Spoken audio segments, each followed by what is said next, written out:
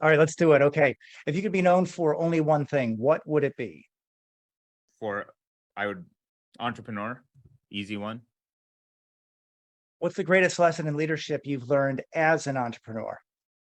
Greatest lesson in leadership as an entrepreneur is the best form of leadership is a servant leadership. Build trust, have people have create followers, and always be the first one to actually take the action or get to the battlefield.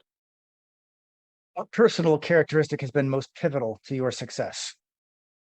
Talked about it, taking risk, Mhm. taking All chances right. when Now let's no ask a one else random wants to. question. Just let me know when to stop cutting the deck.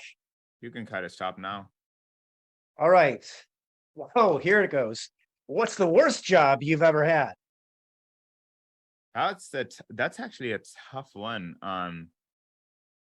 Not every job I've had, I fell in love with, because I go into start the position that, that I'm gonna do my best in what it is.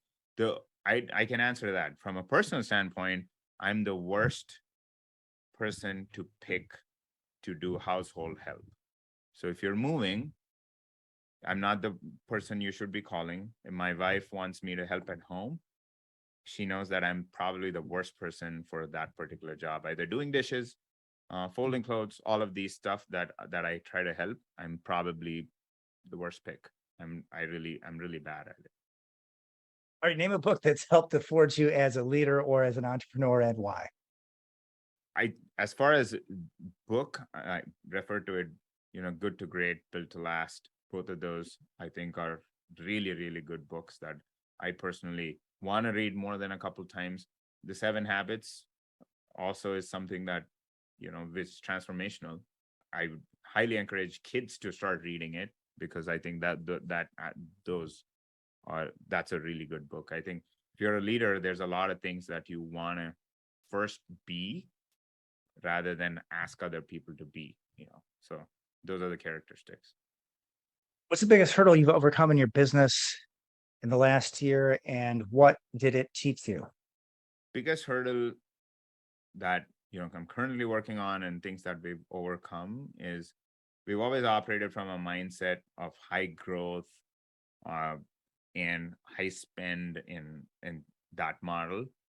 And what the adjustment that we've had to make is sometimes businesses, economic environments, and things like that don't support the model of spending a lot of money, putting a lot of resources.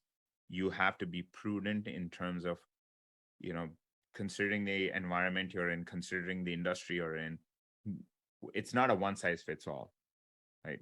It's you pivot to the business model based on not based on just your background, but based on what the feedback that you're getting from the operations. So, it's I was always like run fast, grow, grow, grow. But over the last year, I figured there is a value to actually fine tuning, tweaking, growing at a significant pace, but not just running crazy. You send us out with a quote to help forge our listeners as leaders and entrepreneurs. Lead or you'll be led. All right, outstanding. Thank you so much, Kranti, for spending your time with our audience to share your knowledge and insight. I just want to make sure everybody can have the opportunity to reach out to you. What's the best way to reach out to Kranti Ponnam?